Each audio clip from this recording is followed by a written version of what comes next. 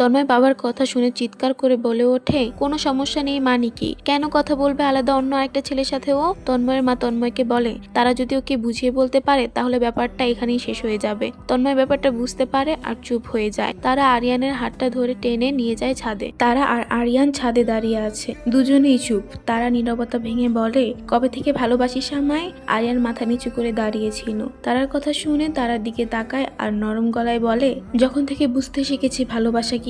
আরিয়ানের কথায় তার একটা দীর্ঘশ্বাস ফেলে আর আরিয়ানের দিকে তাকিয়ে বলে, আগে কখনো বললি না কেন?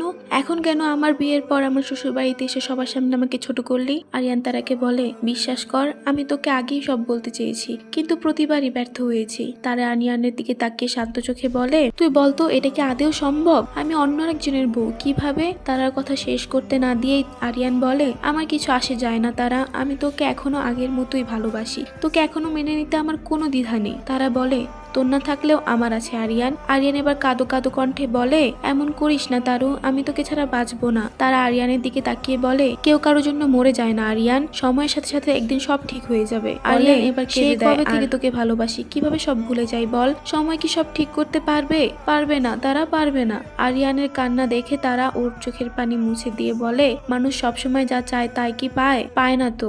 জীবনে অনেক ইচ্ছা মানুষের অপূর্ণই থেকে যায় আজীবনের জন্য। আমিও তোকে অনেক ভালোবাসি আরিয়ান, তবে সেটা ভাই হিসেবে। দয়া করে তুই এই সম্পর্কটা নষ্ট করিস না। আরিয়ান তারার দিকে তরুণ চোখে তাকিয়ে বলে, তাহলে কি তোকে কোনোদিন পাবো না? তুই আমার তারু থাকবি না? আরিয়ান এই কথা বলতে বলতে ছাদের রেলিং এর দিকে এগিয়ে যায়। তারা দৌড়ে গিয়ে আরিয়ানকে থামায় আর বলে, ওইদিকে যাচ্ছিস কেন? তুই কি পাগল হয়ে গেছিস? আরিয়ান চিৎকার করে বলে ওঠে, হ্যাঁ পাগল হয়ে গেছি, আমি পাগল হয়ে গেছি। আমি পারবো না তোকে অন্য কারোর সাথে দেখতে। তোকে অন্য কারোর সাথে দেখতে যে আমার কতটা কষ্ট হয় তা তোকে কিভাবে বোঝাবো তারু? এই বলে আরিয়ান বসে পড়ে আর কাঁদতে থাকে। এবার তারাও কেঁদে দেয় আর আরিয়ানের পাশে বসে ওকে বলে, আমি তোকে হারাতে চাই না আরিয়ান, তোর মতো কেউ আমাকে কখনো বোঝেনি। তবে হ্যাঁ, এটা সত্যি, আমি কখনো তোকে ভাই অথবা বন্ধু ছাড়া অন্য কোনো চোখে দেখিনি। আমি আমাদের মাঝের এই সম্পর্কটা নষ্ট করতে চাই না আরিয়ান। আরিয়ান তারার দিকে তাকিয়ে আছে, সে বুঝতে পারছে এখন আসলেই কিছু সম্ভব না। তারাকে আরিয়ান বলে, ঠিক আছে আমি চলে যাচ্ছি। এই বলে আরিয়ান উঠতে নিলে তারা আরিয়ানের হাত ধরে আবার ওর পাশে বসিয়ে দেয় আর বলে, প্লিজ নিজের ক্ষতি করিস না, তোর যদি কিছু হয় আমি নিজেকে কখনো ক্ষমা করতে পারবো না, আমাকে এত বড় শাস্তি দিস না।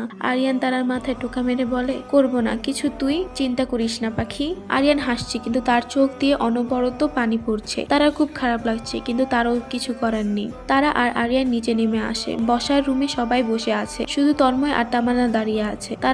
তারা চোখ যায় দরজার দিকে, সেখানে আয়রা আর তার হাজবেন্ড দাঁড়িয়ে আছে।